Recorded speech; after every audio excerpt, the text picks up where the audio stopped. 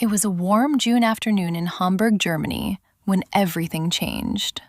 The Elbe River glittered silver under the sun, the ferries chugged leisurely past, and in Blankenese, the elegant neighborhood with its white villas and steep stairs down to the water, the world still felt perfect for most people.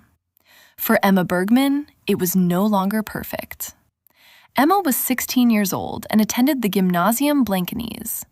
She actually had everything a 16-year-old could wish for: a large room with a view of the Elbe, an expensive bicycle, vacations in the United States, and parents who were well known in the Hanseatic city. Her father managed a large construction company. Her mother was a lawyer. Yet behind the high hedges of the villa in Blankenese, the facade had long had cracks. Sven was almost 19. He came from simple circumstances and lived with his single mother in a small apartment in Altona Nord. No villa, just 3 rooms that always smelled of fresh coffee and hard work. He had just barely passed his Abitur at the same school and was now studying civil engineering at HAW Hamburg. In addition, he worked on construction sites to finance his studies. At school, their eyes had met several times. Enna was the quiet girl who always sat in the back and wrote good grades. Sven was the type who stood outside during breaks, laughed, but somehow always seemed serious. On that June afternoon, 2 weeks after the Abitur celebration, they truly met for the first time outside of school. Enna was sitting alone on a bench at the Elbstrand in Othmarschen, her feet in the sand, her eyes red from crying. Sven was just returning from jogging, his t-shirt soaked with sweat, the sports bag over his shoulder.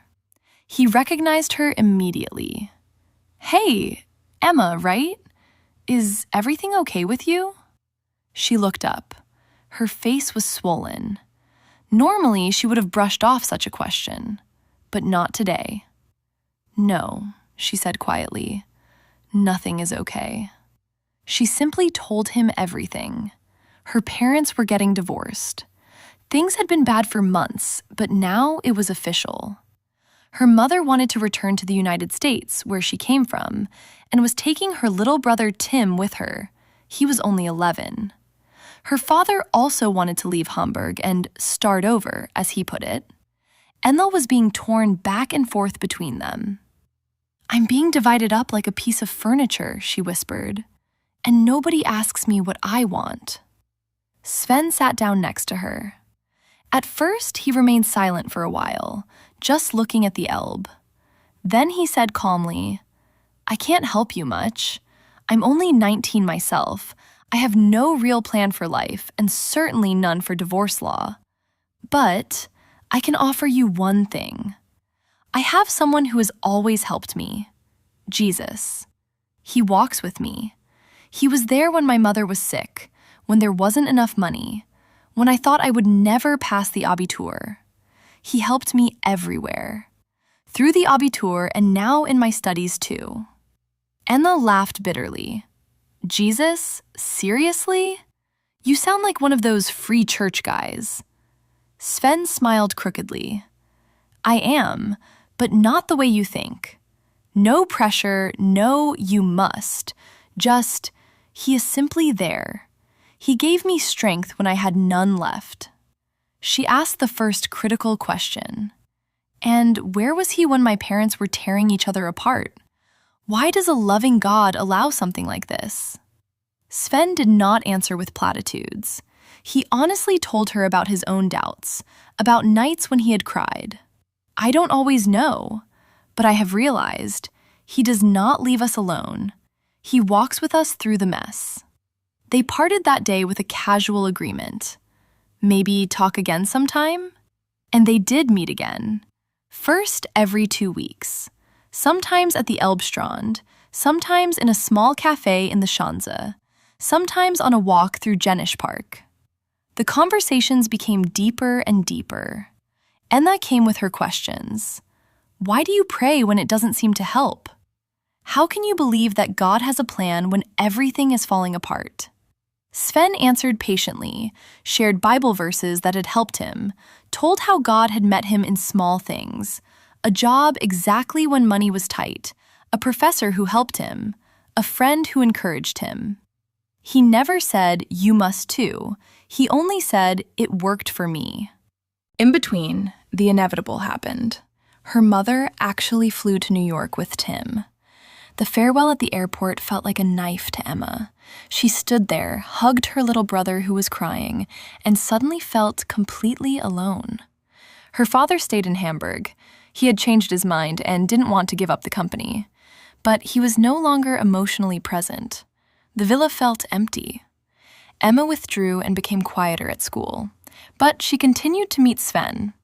After the third meeting, both realized there was more than just talking. They were drawn to each other.